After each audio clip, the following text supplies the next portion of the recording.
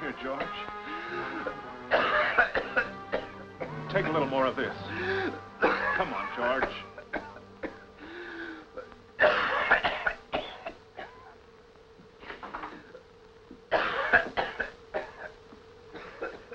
May I use the phone?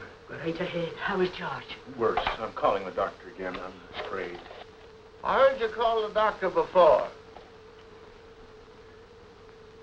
Hello? Dr. Stevens, quickly, please. This is Mr. Stark, 239 Adams, Hogan's apartment. What? Well, how soon can he get here? Oh, thank you. Is he coming? Dr. Stevens is on a maternity case, but his wife's already called another doctor. He should be here now. Oh, if George had only told us what's been ailing him. We know it's his heart. Oh, once that ticker goes. A fine time for Dr. Stevens to go on a maternity case. I think I'll go and straighten out his bed. Nothing we can... Your deal, Greg.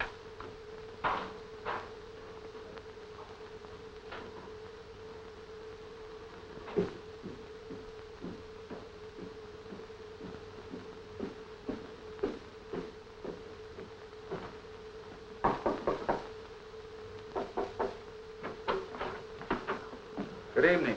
I'm Dr. Miles. I was sent by Dr. Stevens. Oh, Harry, Doctor, it's a good thing you're here. The poor thing's been suffering something terrible. This is Dr. Miles. How do you do? Dr. Miles? How do you feel? Where's the pain? He can't speak, sir. He's a mute. Oh, I'm sorry. I didn't know. Please wait outside. Father, forgive me. Forgive me. He spoke. He spoke. His pulse is very low. He spoke. Did you hear him, Mom? Did I? Why, it's a miracle. I can't believe it. He did speak. He said, Father. He's been rooming with us for over 10 years, and he always wrote his answers on that little blackboard. And now he talked. Mr. Stark, did you hear? Yes, he spoke, but it was no miracle. It wasn't, I heard him, didn't you, Mom? Clear as day. Father, forgive me, he said. Father, forgive me. George was not a mute. He just didn't speak. For years, he's never uttered a word. Why would a man do such a thing? I don't believe it. A man keeping his mouth shut for years? No, sir. George's story was very strange, almost beyond belief. His real name was not George Turner. It all began in Hungary, many years ago, in the little province of Aradi, not far from Budapest. The baron of this province owned most of the land there. But when he discovered there was oil on the property, he kept the discovery a secret. And he immediately began to negotiate through various pretenses for the purchase of all the neighboring farms. Good evening, Baron. Good evening, honey. Come over here. Cigarette? No, thank you. Thank you. Well, have a drink. Cognac. Champagne. No, I don't drink, Baron. I don't. Well, honey, we have been neighbors for years. But yet, in reality, we are not. But why?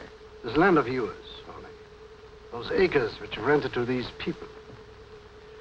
I don't want them near me. I hear you are selling the land to them, No, it's a good price they offer me. Honey, look, you have no agreements. Getting rid of them would mean all crops would belong to you. I'm not a farmer. The crops will be ruined. I'll help you. My men will bring it in. In fact, I might even buy your property if you still want to sell it. Baron, I didn't know. I didn't know you wanted my property. Why, you can have anything you want, anything. Very soon, but now you have to excuse me. My niece is waiting. Darinka! Come in, Darinka, and don't forget what I told you. Oh, no, I won't, Baron. Good evening. Good evening, good evening. You know, Baron, it's about your buying part of my land. I heard you made the same deal with Horney. Yes, I'm acquiring several parcels of land. It has to wait until after election time, you understand. But we come to an agreement. Oh, yes, yes, Baron. The Baron met with no opposition to his deals, except for one. And although Horney wanted to sell his land to the Baron, he had it leased out at the time, and the tenants who'd been there for generations refused to move. Well, a short time later, an incident occurred in this province. A young girl mysteriously disappeared, and not being found, her case was put into the unsolved files. Well, the Baron called up one of his political lackeys from Budapest, and acting on the Baron's orders, this lackey took over and went to the local authorities.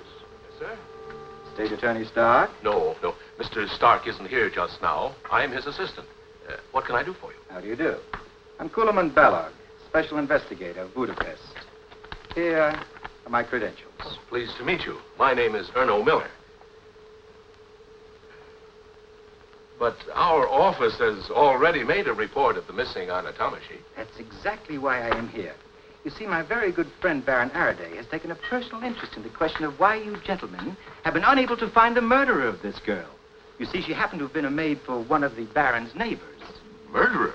But my superior, Mr. Of Stark... course, the Baron has told me enough to give me the information that this girl simply could not have vanished into thin air just like that. Well, you may have something there, Mr. Ballard. Of course, I realize that you gentlemen from the provinces have a limited knowledge of criminal investigation. Mr. Ballard, this is confidential. You see, I'm sort of handicapped by my superior's policies. He's a stickler. Facts, rules, abstract justice. But now that you're here, I'm sure I can be of great service to you. And will you please tell Baron Araday I am at his disposal? Splendid.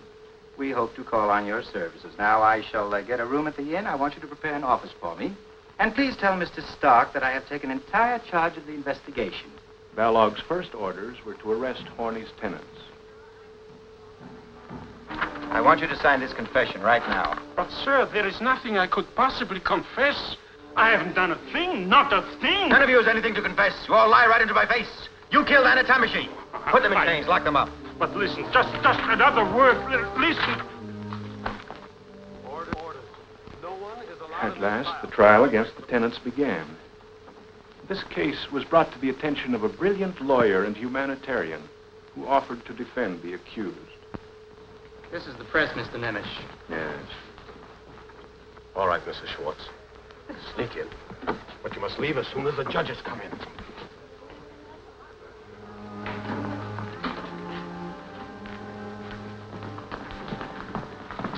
Mr. Fisher.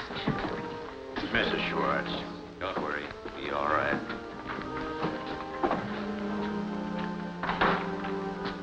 Short. I haven't seen my wife for 2 months. Please,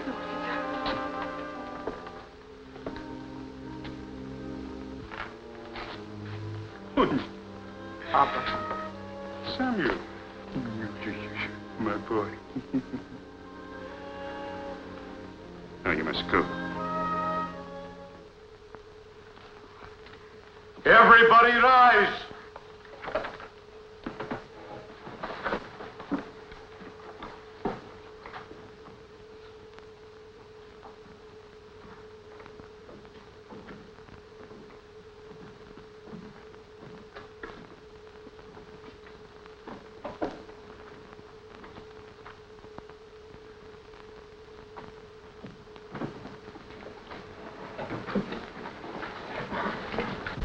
Attorney, will you read the indictments?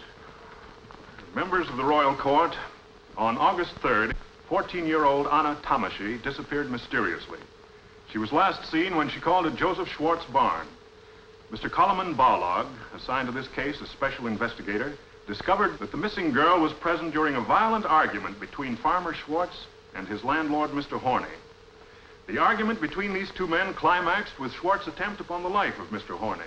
The contention of the state is that Anna was done away with because she was a potential witness against Schwartz, as well as against the other accused who were on the scene and thereby involved. The indictment charges the defendants with the murder of Anna Tamashi. Thank you, Mr. State Attorney. Your Honor, gentlemen, I move for an immediate dismissal. There's no sound basis for this case. There's not the slightest evidence. The defendants even saw the missing girl on the day of her disappearance. The prosecution cannot produce the body of the allegedly murdered girl. Who knows but what at this very moment she may be living peacefully, perhaps romantically, a few miles from here. Mr. Nemes, you come from Budapest, huh?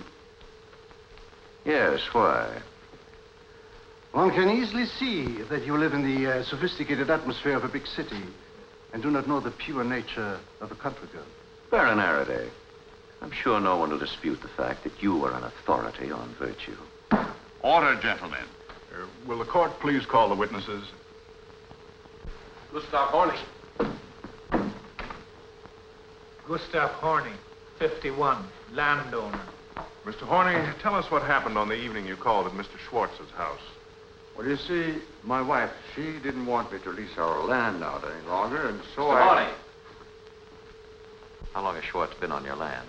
I only see his father leased the land to my father. That must have been about 45 years ago.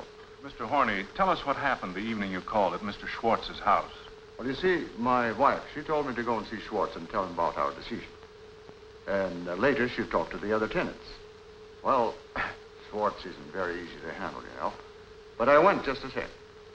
Have you had any previous clashes with Schwartz? No. I always kept out of his way.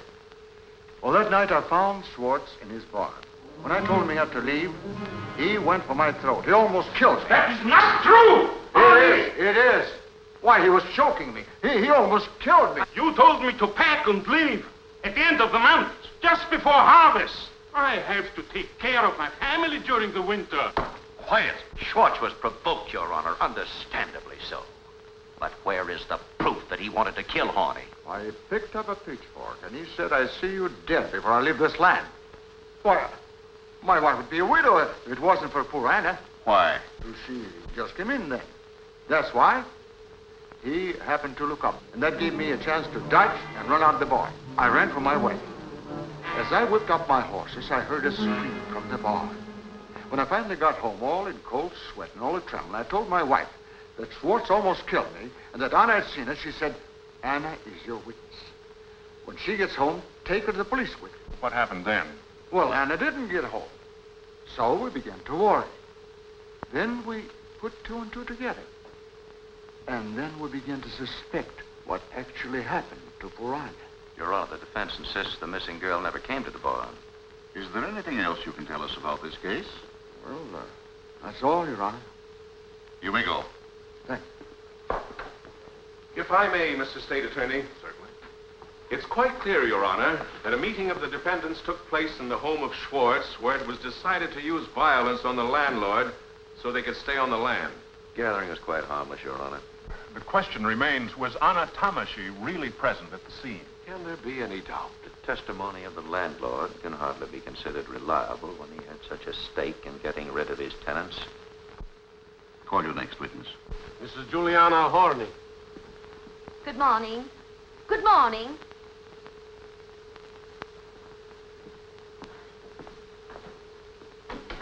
Good morning, Your Honor. You are Mrs. Juliana Horney? Tell us what you know about this case. Well, to start with, Anna was like a child to me. I quite forgot she was my servant. Were you actually related to the murdered? Missing? Please answer the question.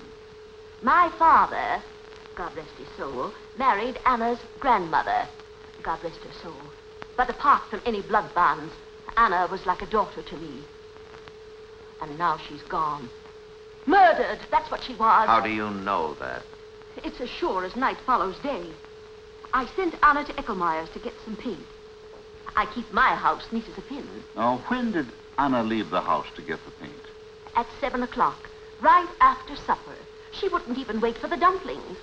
I told her to come home quick, To get on with the painting? Because it was getting dark. She came back in no time, but with the wrong paint When was that? at 7:30. And you sent her back to get the right paint. I knew she wouldn't sleep if she hadn't gone back. And you sent her back this time in spite of the growing darkness. She insisted on finishing the painting that night. She liked working that much? For 50 coppers a week. She cleaned the house, made the beds, washed the dishes, did the laundry, fed the animals, milked the cow, and you saw to it that she lacked no opportunity to enjoy herself. What happened after the girl left the house the second time? I waited for her. When my husband came home and told me he saw her at Schwartz's barn, I was frightened. So I rushed to her mother, hoping she would get there. But I couldn't find her anywhere. My poor husband had to run for his life. And Anna was there, too, and saw it. That's why they killed her. Keep them in jail, Your Honor. Mrs. Horney. Any further questions, Mr. Stark? Mr. Nemish? No. You may go. Your Honor, I'm told the witnesses have been led to believe by certain parties that it is not unlawful to break an oath. Nonsense. As special investigator for this case, I assume that Mr. Nemish is referring to me. I had bigger game in mind. That shall not remain unanswered, Mr. Nemish. Unfortunately, I have to deliver a speech in Parliament. I have to catch a train. Therefore, I ask Your Honors to be heard at once. Considering the pressing nature of Baron Arady's official duties, the court has decided to waive procedure. Thank you. Your Honors, ever since the murder of Anna Tamashie... I object, Your Honor. There's no proof of murder. Very well, then, Mr. Nemish. Ever since the disappearance of Anna Tamashie. Ever since my own good, kind neighbors came to me, with their suspicions growing ever stronger and stronger.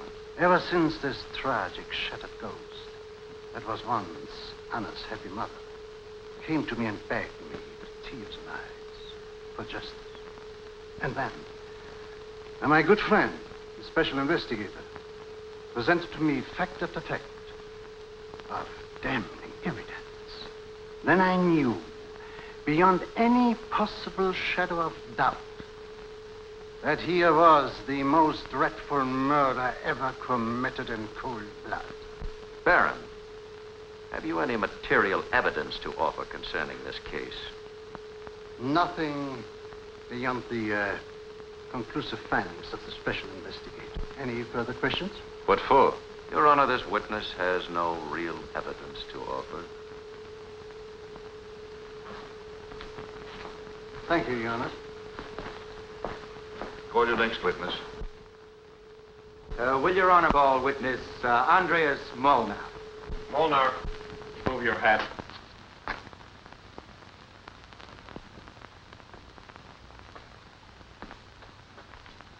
Andreas Molnar, age 52, labor on Baron Arady's estate. May I, Your Honor? Proceed, Mr. Investigator. Molnar, you had an unusual experience the night that Anna disappeared. Yes. Yes. Tell us in detail what you saw. I saw Anna dead with a big cut in her throat, right across here. Tell me. What exactly did you see? Those 5 men were digging. Digging? Where was this? In the backyard of Schwartz's house. I knew what they were digging from what I heard at the inn. What did you hear at the inn? What everybody else did. Mr. Horney come in and said, I bet my last copper those 5 men killed Anna in Schwartz's barn because she was a witness for me. And that makes you sure they were digging a grave for Anna? Yes. Didn't the prosecution investigate Molnar's story and dig up the body? Naturally, we investigated Molnar's story, and we found evidence of freshly dug earth behind the barn. But the defendants must have gotten wind that we were on their trail, so they dug up the body and buried it elsewhere. You admit you let these defendants get the best of you? Why, Mr. Bellow? Any further questions? No, Your Honor. Witness dismissed. Your Honor, may I request that the missing girl's mother be called, Mrs. Maria Tamashi? Maria Tamashi.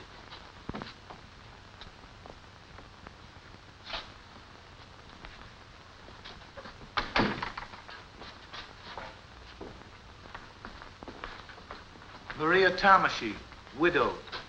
Profession, laundress. Tell us what happened on August 3rd. What happened? With the permission of the court. All right. Mr. Investigator, you may question the witness. Thank you, Your Honor. Did your daughter Anna come to see you on August 3rd? Yes.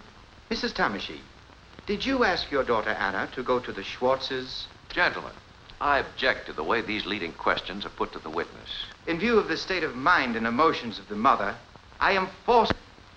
You may continue. You asked your daughter Anna to stop off at the Schwartzes and tell them that you were to be unable to come and help Mrs. Schwartz the next day.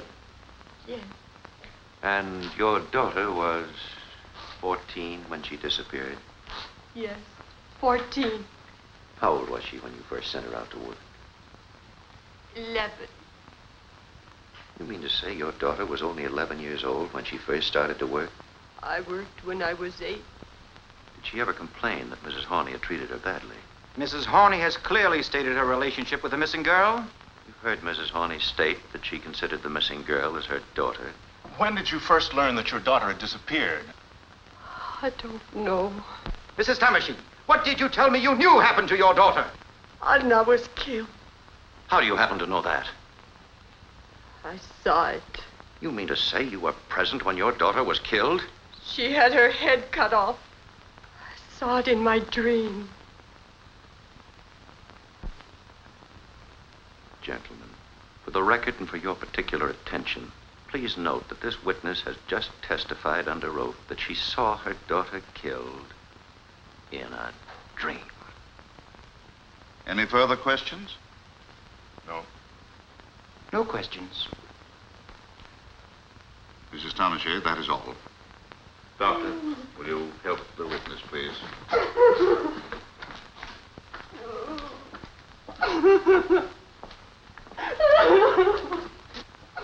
Call your next witness. Clara Tamashi.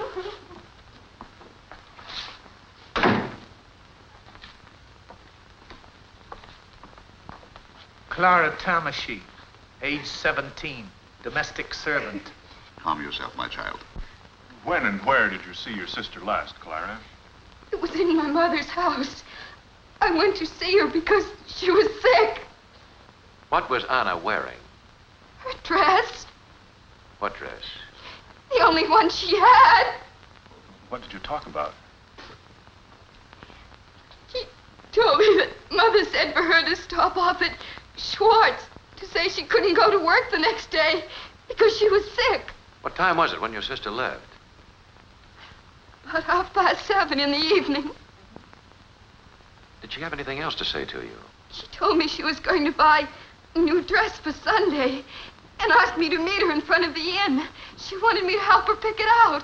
When your sister left, did she not go directly to the Schwartzes? Yes, she did. I object, Your Honor. There's no proof that the missing girl actually went there. Mr. Horney has testified that he has seen Anna at the Schwartzes. Her mother has stated that she sent her there, and this witness has verified that. How much proof does the defense require? Any questions? No questions. Gentlemen? No questions. None. That is all, my child. You may go. Call your next witness. Margaret Darosh.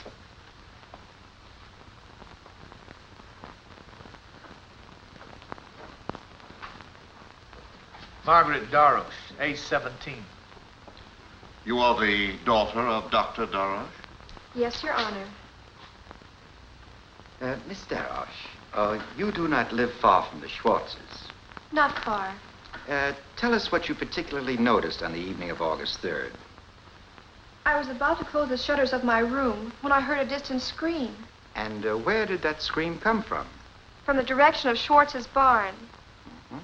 What else did you notice? The scream was followed by a choked crying. Miss Darosh, couldn't it have been an animal? No, it was a girl. Do you have that, gentleman? I want the records to show that Miss Margaret Darroch on the evening of August 3rd heard a girl crying, screaming, choking, and that these sounds came from the direction of the Schwartz farm. Just how far is Schwartz's barn from your home? About a 5-minute walk. It's too vague, Miss Darroch. Would you say it was half a mile? Not quite. You mean you could distinguish clearly the cry of a girl from that far away? I found out later I was correct. How so? Someone else heard it, too, and told me. Who told you? Mr. Investigator, it would be advisable for you to produce the witness for the prosecution. Thank you, Mr. State Attorney. Mr. Balog, can you produce this witness? I think I can produce the witness to confirm Miss Darroch's statement with the court's permission.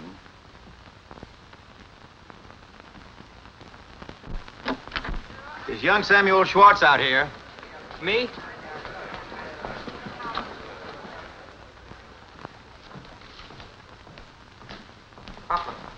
Samuel, take off your hat. What is he doing here? I don't know. You are the son of Joseph Schwartz. Yes. How old are you, Samuel? I was 14 on the 24th of June. Samuel, did you not tell Miss Darroch that you heard a girl scream on August 3rd? No. No, I didn't. Is that your answer? Remember, you want to tell the truth. I object, Your Honor. This boy has been questioned time and time again. His various testimonies are in the record. Very well, then. Miss Darroch, according to this young man's testimony, it is you who have lied. You're under oath and can be punished. Miss Margaret never lies. All I told her was that I saw Anna in the barn. Samuel, they're using this girl to trap you. Don't lie. My son is not lying. It's true. Anna did come to the barn while the landlord was there. Joseph, what did he say? You never told us that. Why did you conceal that from your attorneys? Schwartz, did you commit this crime? I haven't committed any crime. As for the others, they didn't even see the girl. Here it is. This man has as good as confessed, but he is trying to cover up for the others. Schwartz, tell me here and now, why did you conceal the fact that Anna did come to the barn? I took one look at my sick wife, and I was afraid to see it. Samuel, we now know that Anna was in the barn. Now, why not admit that you actually heard the girl scream, as Miss Darroch said? But I didn't hear it. Samuel, could you have lied to me? If you did, I don't ever want to see you again. Well, Mr. Balog, you can't sway this boy to lie in spite of the pressure that's been brought to bear on him. His adolescence, and all your charms, Miss Darroch. Gentlemen of the prosecution, it is your witness who has committed perjury. Step into the witness room.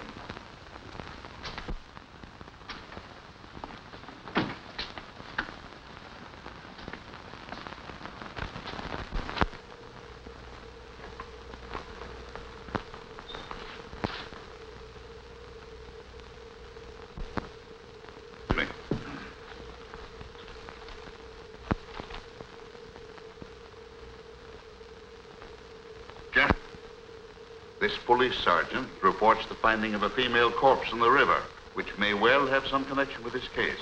What makes you think that this corpse has any connection with Anna Tamashi? It's the dress, sir. It answers the description we have in our police records. Besides, we have no report of any other girl missing hereabouts. Well, where is the body? Outside. We brought it in a cart. Your Honor, the mother of the missing girl is in the witness room. I request the court's permission to have her look at the body immediately for identification. Granted. Constable, would you conduct Miss Tamashi to the cart? And Mr. Miller, would you please go along? Yes. I'd like to have my associate, Advocate Fisher, view the body with them. Granted. Who are these men? The two raftsmen who found the body. What are your names? I am Herman. And you? My name is Joseph Martin. How and where did you find the body? Well, when we were making for shore on our raft, I saw something stuck in the weeds. So I took one of our long oars and tried to get it loose. When we saw it was a dead woman, Martin wanted me to throw the body back. But I was afraid. Afraid somebody might be watching. So I made him help me, and we dragged the body out and put it on the grass. Martin ran for the police, and I stayed with the body. Gentlemen, the body of that girl shows no mutilation whatsoever. There is no cut on the neck of that girl. No mutilation. Sergeant, take them away. Quickly.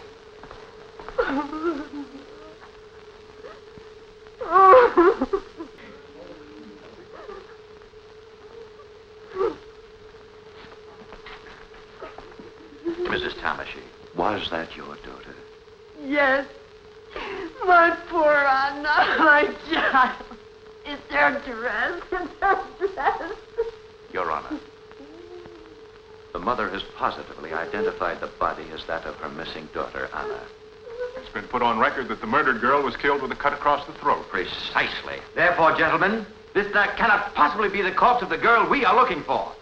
Isn't it possible, Mr. Balog, that your witness, Molnar, has lied?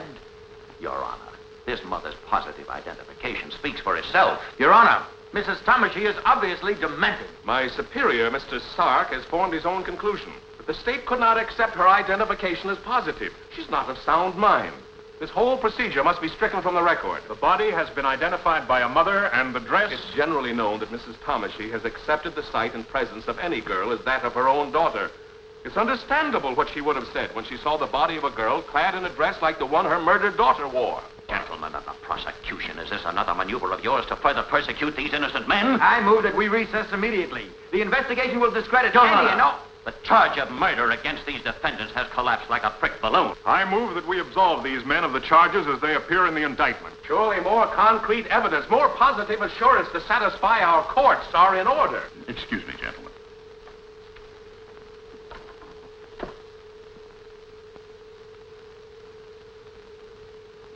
A verdict rendered in haste would be rash and ill-considered. In view of the astonishing events and developments that we have witnessed, the court calls for time in order that both the defense and the prosecution might have an opportunity to confirm their respective contentions. Court adjourned.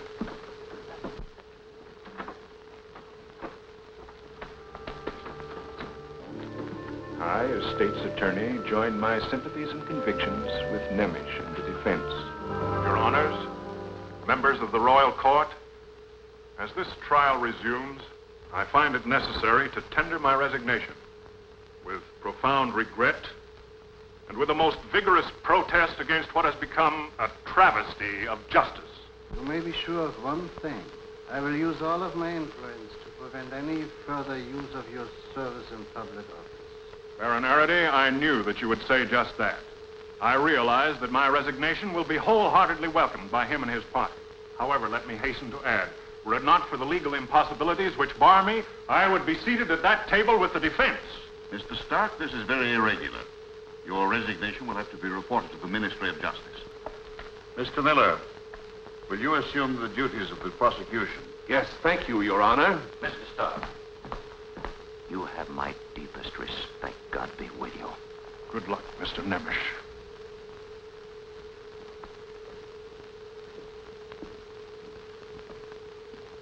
Your Honor, more than a month has elapsed since the positive identification of Anna Tamashie's body by her mother. Our laws prescribe a quick execution of the guilty, not a slow killing of the innocent. Innocent? The defense is asking for the acquittal of these killers. I offer the court this material. Your Honors, here is the evidence of an incredible conspiracy to thwart justice. If the investigator has any new evidence, I demand that it be produced here in the flesh, not by means of these documents. I was trying to save Your Honor's time. However, we anticipated that counsel for the defense would prove obstinate. So we have our witnesses right here. May I suggest that we first call Dr. Darroch of Tanavar, general practitioner? If any new witnesses are to be called, I demand that we pick up where we left off. The defense would like to have Mrs. Maria Tamashie repeat her last statement. I would like you to decide for yourself, Mr. Nemish, if you wish to have her called. In fact, that's why we're calling on Dr. Darroch. Call Dr. Darroch. Good afternoon, Your Honors. Dr. Darroch, you are the only resident physician of Tanavar, and I assume your practice embraces the entire community. It does. Tell us what happened to Mrs. Tamashie. She is suffering from delusions and is thoroughly incompetent. She is now confined to a mental institution which I recommended. Just when did you find her to be mentally ill? Since the very day her daughter disappeared. Obvious, Your Honor. Only too obvious. That this woman was declared to be insane the moment she made the most damaging statement to the prosecution, when she identified the body as that of her missing daughter. No one could identify that body. It had been decomposed. It must have been in the water at least 6 or 7 months. Not only did the mother identify her daughter, but the dress of Anna as well. Oh, yes, the dress. I am prepared for that, too. But now, can anyone doubt the integrity of our esteemed physician? Just how does the doctor justify his opinion? I wish to add that Anna was only 14 years old, while the body was unquestionably that of a girl 18 years old. There are certain anatomical facts that do not melt away in water, Mr. Namish. With all due respect for Dr. Darash as a general practitioner, I question whether he's qualified to voice such a definite opinion. May I call county physician patient? Dr. Samosh. Good afternoon, Your Honor. Dr. Darash? Dr. Samosh, your colleague has stated that the corpse which was found in the Tarnavar River was not that of Anna Tomashi. Do you share his opinion? I do. Doctor, did you know the missing Anna Tomashi? Not personally. You never saw her, and yet you say this body cannot be hers. I know my medicine as well as you know your law. There is no question that the dead girl had ever done any hard physical work. Furthermore, I should judge the corpse to be that of a woman in her 20s, fully matured. Your colleague has just told us the body was that of an 18-year-old girl. If my colleague estimates 20 years, I naturally bow to his superior knowledge. When a corpse has been in the water for 3 or 4 months, it's really quite difficult to establish the exact age. The anatomical... You gentlemen don't agree here either. I want to emphasize that Dr. Samosh has stated that the body was that of a person belonging to the better classes, and that, in his opinion, the body was also that of a mature woman.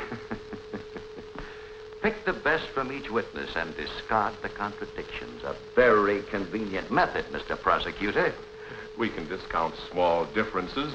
How can a mother's sure knowledge be dismissed by any professional assumption? Any further questions? No, no questions. Thank you, gentlemen. Now I see what has taken place during this adjournment. But, gentlemen, the bodies of young ladies don't float up and down the river. Whose body is it, if not Anna Tomash's? Does it not occur to Mr. Namish that the body might have been stolen by an accomplice from the morgue in Budapest or from the cemetery? Baron Araday. Your personal interest in this case needs to be exposed. Gentlemen. You'll hear the rest of it, Baron. I don't put up with slander. Whatever these people have accumulated, whatever seeds they've sown by their sweat and labor will be picked up for a song. What loot? Hireling for these murderers. For the record, my colleague, Mr. Carl Nemish, has volunteered his services in this case without any compensation whatsoever. Order, gentlemen. This is not getting us anywhere. I restrain you from any further disturbance. Continue. I propose, Your Honor, that the state be allowed to call the rest of the witnesses. Granted. Constable, call Rassman, Herman, and Martin.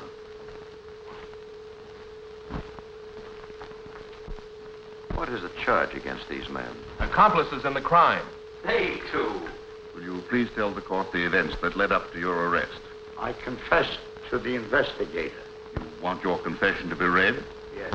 One evening, during the middle of June of this year, I don't remember the date exactly, a woman dressed in brown and carrying a small parcel under her arm offered to give us 100 gulden if we would carry out her instructions. She pointed to some bushes on the other side of the river and said that we would find a female corpse hidden under a blanket. In the parcel were some torn clothes, which we were to put on the girl. We were to tie the body under our raft where nobody could see it, float it downstream as far as Old Tarnavar, and then pretend we had just found it in the river. Your Honor, are we expected to believe this nightmare? This work of fiction? Just who is this woman in brown? What's her name? You took the clothes from the woman in brown and dressed the strange corpse, and then went to the place she told you to and acted as if you just found the body? The defense wants proof. Can you produce this witness, Mr. Barlow? No, unfortunately, we have been unable to produce the woman in brown. Apparently she's the only one you've overlooked. Your Honor, have I your permission to examine those records? Thank you. Herman, just how often did Mr. Balog cross-examine you during your imprisonment? Answer the question. I don't remember. Once a week? Every day? Sunday, too? Did he wake you up at night?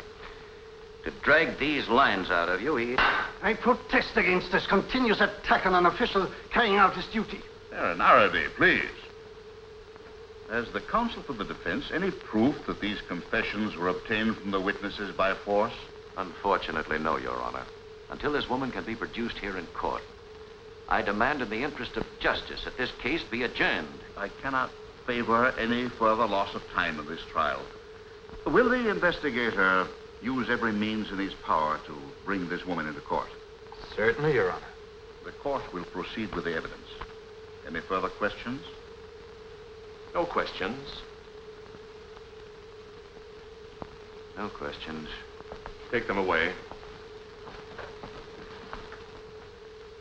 Your Honor, I would like to enter a strong complaint for the record. We of the defense have been unable to contact either the defendants or the witnesses during this recess.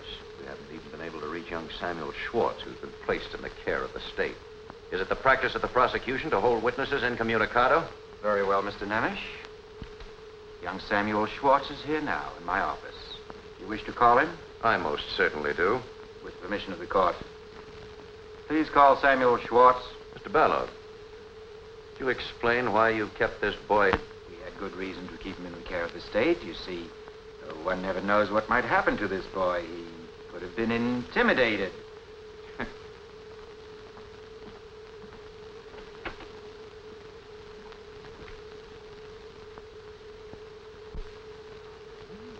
Look at my boy. Your Honor, Samuel Schwartz is here in the capacity of a witness for the state.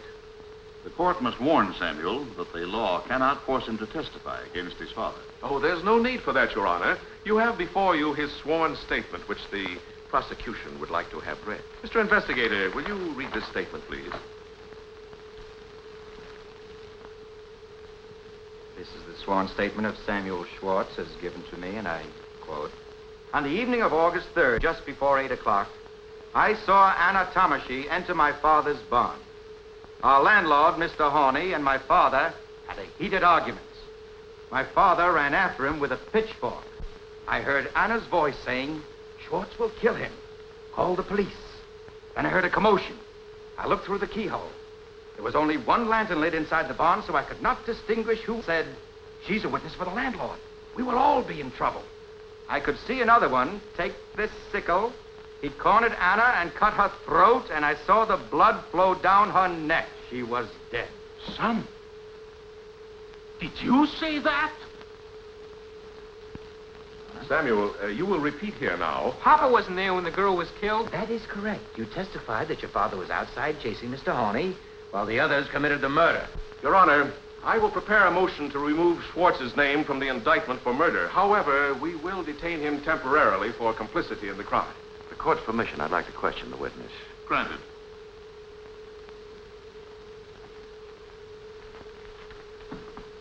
Samuel, we've just heard your sworn statement. First, let me say you look quite different now. You're not the same boy who was here before. You've changed. Tell me, Samuel, just what has been done to you. How did this all come about? I object. You object to my questioning the witness? Now, Samuel, isn't it true that you were a guest at the Baron's castle? You and Miss Darash were escorted there by Mr. Ballard? Nothing wrong with being nice to a poor boy. And isn't it true when you left there, it was in these fine new clothes you're wearing now? I didn't get them there. The tailor came to me. And the barber, too. And weren't you taken for a jaunt to Budapest in the Baron's carriage? Didn't the young lady accompany you, Miss Margaret Darash? The defense seems to have a great deal of information, although it claims to have been denied access to this young man. This is one time the defense has taken the liberty of putting two and two together. And as for this record, There it is, gentlemen, just a blank piece of paper. You thought it was clever of you to devise such a compromise. To say the father was out chasing the landlord at the actual time the killing took place. That, gentlemen, is a dead giveaway, a bad piece of construction. Your assumptions are insulting and unfounded, Mr. Nemish. They are another attack on the state's integrity. Your Honor, I request the court's permission for this father to speak to his own son. Thank you, Your Honor. Samuel, go to your father. Son, the others couldn't have killed Anna. The only one who saw the girl was I, so if you say a murder was committed in our barn, you are only accusing your father. But, Papa, you didn't kill her. Of course I didn't. And neither did they. Look at your father. See, I haven't told the truth.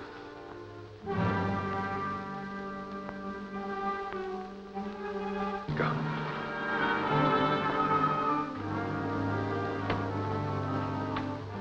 He couldn't have changed that way by himself. You have done this to him. You have made him a rotten traitor, a dreadful sinner.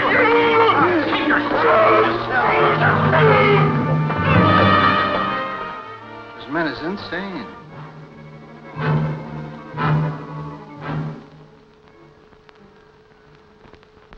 Take this boy back to my office, please.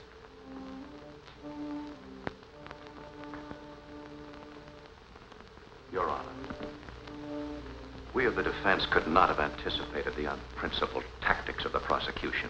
Consequently, we've been forced to improvise our defense from moment to moment. This case has become both tragic and ridiculous. Nemish became convinced that his only hope of helping the accused was to discredit the testimony of every witness called by Balog. Professor Barr from the University of Budapest readily agreed to testify. Here, gentlemen, is the River Tanava. You will observe the winding course of the river down to the old village of Otanava. Here is the town of Tanava. Considering the current, the time of the year, the whirlpools, and other handicaps, I would estimate that the corpse needed 4 to 6 weeks to cover this stretch. It is not easy to estimate with accuracy how long a corpse has been lying in the water.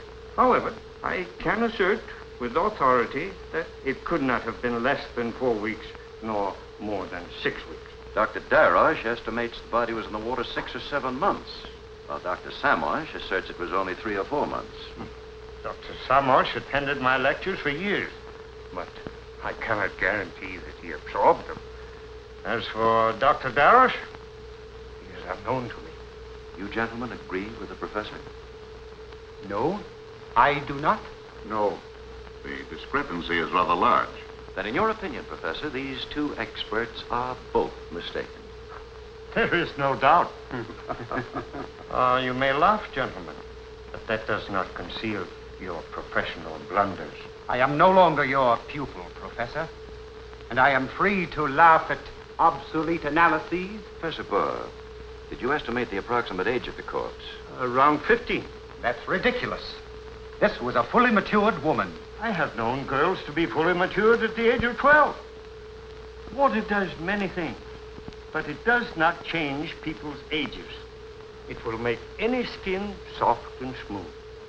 Even the calloused feet of a girl who went barefoot all her life. Then there's no proof as to what class this girl belonged to. Professor Burr, you studied the sworn statements of the 2 raftsmen. What is your opinion of their testimony? It is improbable that they could have transported the body, as they say, without attracting the attention of other raftsmen. A body in such a state of decomposition would have slowly spread a very strong odor. Professor Barr, you are employed at the University of Budapest? I am. Lately, your appearances in court have been largely on behalf of an insurance company, the Hungarian Alliance. Insurance companies frequently need expert medical analyses. I wish to point out to the court that the president of the Hungarian Alliance has been very much interested in this case. Is it not too obvious That has nothing to do with my opinion as an expert. Oh, no, of course not, Professor. Nothing whatsoever. Your Honor, this is shameful. One of our country's foremost scientists subjected to this slander. Do not disturb yourself, Mr. Namish. These gentlemen are not in a position to change my views or to affect my personal integrity. Have the medical experts any further statements they would care to make? None. None. In view of the circumstances, none. Thank you, Professor Moore. And I'm very sorry. Your Honors, these contradictions mean nothing. According to two eyewitnesses, Samuel Schwartz and Molnar, Anna Tomashy was killed with a sickle. Her throat was cut. Prosecutor, it's exactly what we intend to disprove. Therefore, I demand the state produce this woman in brown. Unfortunately, we have been unable to find the woman in brown. Either this witness is in hiding or has mysteriously vanished. If the mysterious woman were produced, she would only serve to reinforce the case for us, the prosecution. So why delay any longer? Your Honor, since the state has failed to produce this witness, I promise to bring her here. The defense has promised to produce a witness who could not be found by the state. This is another forgery in the network of lies which has been exhibited. A most ingenious house of cards, topped by that crowning infamy, the substitution of a strange woman decked out in Anna's clothes. And the so-called medical expert coming down from the capital city, trying to throw the dust of his pretended learning in your eyes. While on the other hand, the state has offered many witnesses to testify in an unpretentious way, as simple, well-meaning people do. Mr. Prosecutor, I must interrupt, and I request the court's attention. We have here a new witness who awaits immediate examination. You are too late, Mr. Nemish. This case is not closed, Mr. Prosecutor. Your Honor, it's important this woman be heard at once. I insist that... You insist? I shall be forced to resign, Your Honor, together with my colleague for the defense at this last hour if our motion is rejected. Let them resign. The court does not wish to deprive the defendants of the benefit of counsel. Bring the witness in, Mr. Fisher.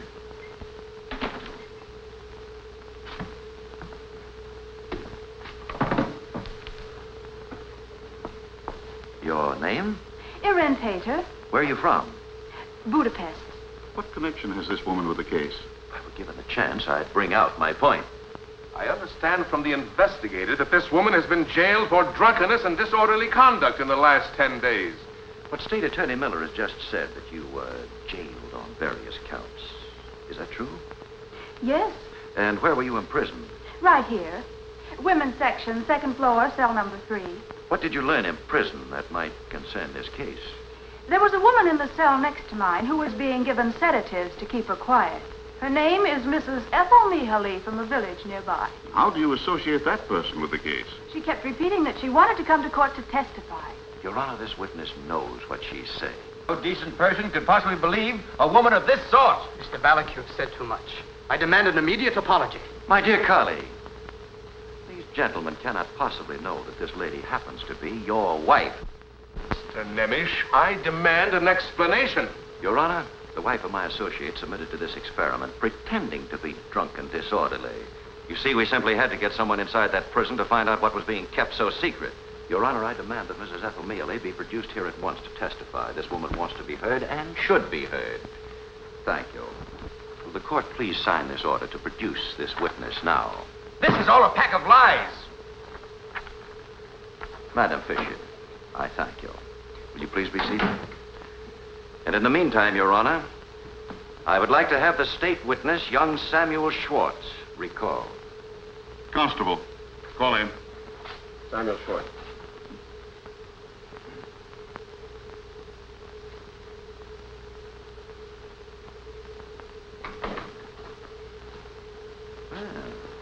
Samuel, on December 5th, you described in detail the actual murder of Anna Tomashy.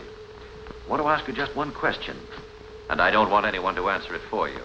Just how did you see the actual killing of Anna? I saw it through the keyhole. Thank you, Samuel. That will be all. You may go now. Your Honor, you've heard the witness repeat that he witnessed the crime through a keyhole in the barn door. Gentlemen, there's only one door in that barn, and there's nothing in that door that faintly resembles a keyhole. That's a lie. Mr. Schwartz, you've stated you built that barn yourself. Was there a keyhole in that door? No. There was no keyhole. Your Honor, we now have proof that young Samuel Schwartz has been lying. Come here, Mrs. Mealy. Step right up. Gentlemen, please note the brown dress. Mrs. Mealy, where are you from? Otanavar.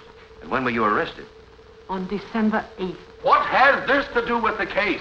Please don't be cross with me, mister. They all shouted me. But it was Dr. Barroso who first told me the story. What story? They were looking for a woman in this dress from Otanavar. A woman who had given a package to 2 raftsmen. The doctor told me to keep my brown dress on and to report to the investigator. When I came, he told me I had no business coming to him without a summons, and that man arrested me. That's a lie. Mrs. Mealy, did you know the 2 raftsmen, Herman and Martin? Yes. And did you give them 100 gulden? When did I ever have 100 gulden? Did you give these 2 men a package containing a woman's clothes? A woman's clothes? Oh, no. They give me their clothes to mend for a few coppers every time they go up the river. Then I meet them on the shore on their way back. Exactly what did you give them last time? A jacket and 2 shirts. Then it's not true you gave them a package containing anything belonging to the missing Anna Tamashi. No. Gentlemen, the woman in brown has just testified that she did not give any of Anna's clothes to the 2 raftsmen.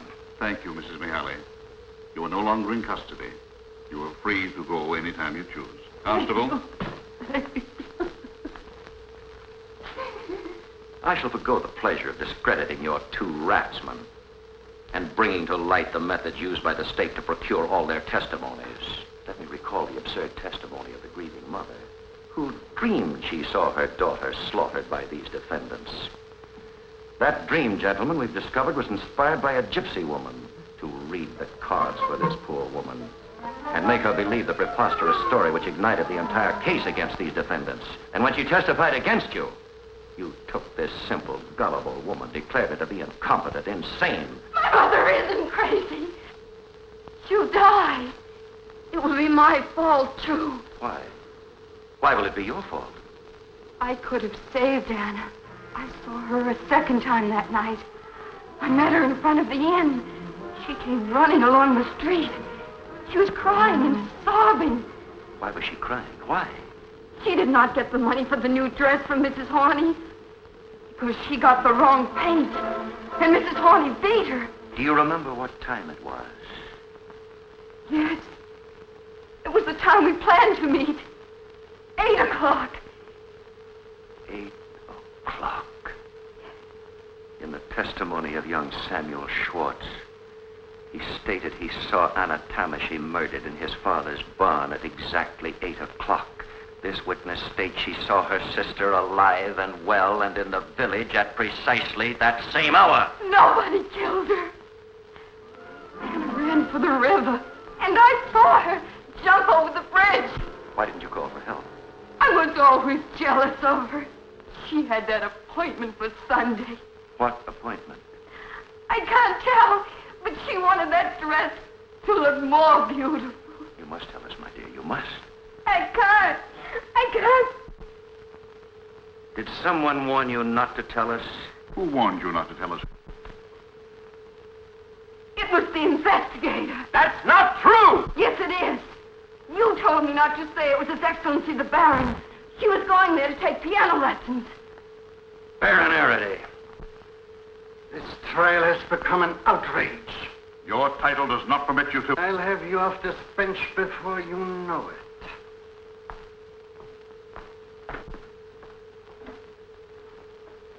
You 2 gentlemen stay here. Thank you, my dear. You may go. Mr. Nemish, do you wish to sum up for the defense? Yes, thank you. There are people living among us today who seem to belong in the Dark Ages. Men whose ambition to rise in the world is so great they'll shirk at nothing. They'll forge testimonies, torture witnesses to perjury. They'll connive, lie, practice deceit even in its foulest form. Here the greatest sin of all was committed. The youth of 14 who falsely accused his own people of a gruesome murder and gave it every appearance of truth. A bewildered child betrayed into thinking he was saving his father. This trial began against 5 innocent men. It should end with the arrest of those who hatched this plot. I shall not ask the court for the acquittal of these defendants, for to do so would be to insult your honors. But gentlemen, this much I must say. Nothing you can do for them now would compensate or console them for the miseries and horrors they've been subjected to. That is all.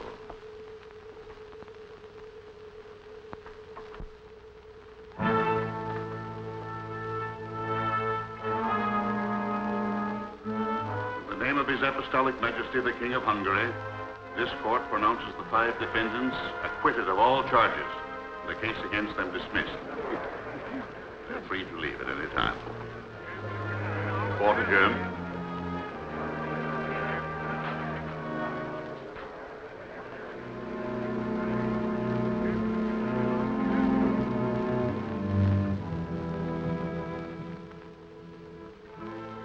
The Baron's scheme was exposed, but just as he was about to be tried by the Superior Hungarian Court, he was found dead as the result of a stroke. I came to America, and Nemish went on to become the greatest attorney of his day. Strange. Very strange. It is that. But what became of the boy? Was that boy George? Yes, his real name was Samuel Schwartz. He repented for his lie so deeply that he never spoke a word since the last day of that trial. Until this, his dying day.